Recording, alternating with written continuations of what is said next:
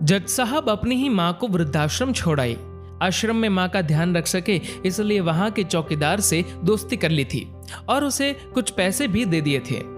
चौकीदार के पूछने पर जज साहब ने चौकीदार को अपने दिल की बात आंखों में आंसुओं के साथ बता दी कि घर में पत्नी है जो माँ के साथ बदतमीजी से पेश आती है और पत्नी के कहने पर दोनों बच्चों ने माँ से बात करनी ही बंद कर दी। माँ को अकेलापन लगने लगा और इन सब वजहों से दिन भर रोती रहती थी, इसीलिए उसे आश्रम छोड़ने के लिए आ गए। तो चौकीदार ने कहा, जज साहब आपके सामने सारे सबूत थे कि कौन सही और कौन गलत है, लेकिन अपनी ही माँ के साथ न्याय नहीं कर पाए तो औरों के साथ क्या न्याय करते होंगे आप। ये बात जज साहब के दिल को चुभ गई। चौकीदार की इतनी सी बात का इतना असर हुआ कि 2 रात नींद नहीं आई, 2 दिन से खाना नहीं खाया और कोर्ट भी नहीं गए। ऐसा लग रहा था जैसे एक चौकीदार ने जज साहब की दुनिया हिला दी हो। तीसरे दिन जज साहब अपने रूम से बाहर आए। पत्नी और बच्चे खाना लेकर इसी इंतजार में खड़े थे कि जज साहब कब खाना खाएंगे। अभी जज साहब ने एक कागज पत्नी को और 2 अलग अलग कागज अपने बच्चों के हाथ में थमा दिए। कागज की एक लाइन पढ़ी तो पत्नी के हाथों में से थाली गिर गई।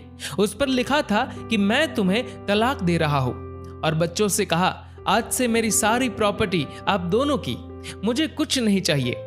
बच्चों ने उन्हें जबरदस्ती कुर्सी पर बिठाया, हाथ जोड़कर पैरों में गिरकर इन सब का कारण पूछा तो आंखों में आंसुओं के सैलाब के साथ जज साहब बोले कि मैं मेरी 65 वर्ष की माँ को आश्रम छोड़ के आया हूँ, अनजान लोगों के भरोसे छोड़ के आया हूँ, और आप सब कारण पूछ रहे हैं। हम लोगों को शर्म आनी चाहिए। रोज मेरे कोर्ट से आने के बाद माँ रोती थी कि बेटा प्लीज मुझे वृद्धाश्रम में शिफ्ट कर दो।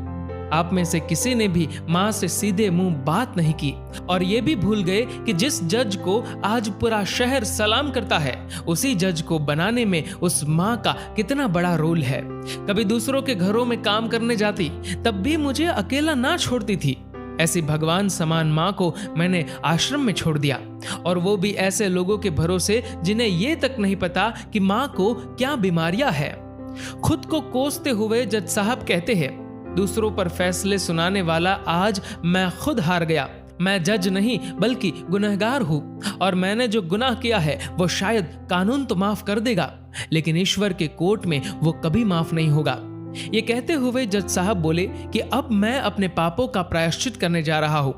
मैंने अपना सब कुछ आप लोगों को सौंप दिया है और अब अपनी माँ के साथ आश्रम में रहूंगा और उनकी सेवा करूंगा। पत्नी से जज साहब ने कहा कि याद रखना, आज तुमने उस माँ को आश्रम भिजवाया, तुम भी एक माँ हो, कल तुम्हें भी कोई आश्रम भेजेगी, तब तुम्हें मेरे इन शब्दों का अर्थ सही मायने में समझ आएगा। ये बोलकर जज साहब आश्रम के लिए चल दिए। आधी रात को चौकीदार भी जज साहब को देखकर चौंक गया। आश्रम के अंदर दाखिल हुए तो देखा माँ सो रही थी। करीब जाकर देखा तो पूरे परिवार की तस्वीर से लिपटकर रोते हुए माँ सो गई थी।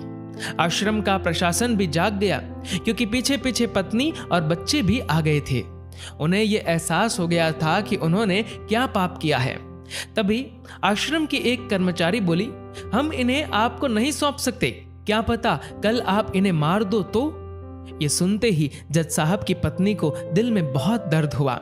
वो बोल उठी कि मैडम जी, शायद हमारे हाथों बहुत बड़ा पाप हुआ है, मानते हैं, लेकिन अब हम इन्हें मारने नहीं, इन्हें एक नया जीवन देने आए हैं। आश्रम के सभी बुजुर्गों की आंखों में आंसू थे, सब के सब रो पड़े। खुशी के आंसुओं के साथ माँ को घर ले आए। लेकिन वही आश्रम में अनेक आंखें ऐसी थी जो किसी ना किसी का इंतजार कर रही थी। माँ, तेरा कर्ज मुझसे अदा क्या होगा, तू अगर नाराज है तो खुश मुझसे खुदा क्या होगा। दोस्तों, इस कहानी को लेकर आपकी क्या राय है नीचे कमेंट करके जरूर बताएगा। और दोस्तों, अगर आपको ये वीडियो पसंद आए तो इस वीडियो को लाइक करेगा और ज्यादा से ज्यादा लोगों तक शेयर करेगा। और ऐसे ही और भी इंस्पिरेशनल वीडियोस के लिए सब्सक्राइब करें हमारे यूट्यूब चैनल को और फेसबुक पर फॉलो करें हमारे पेज को। धन्यवाद।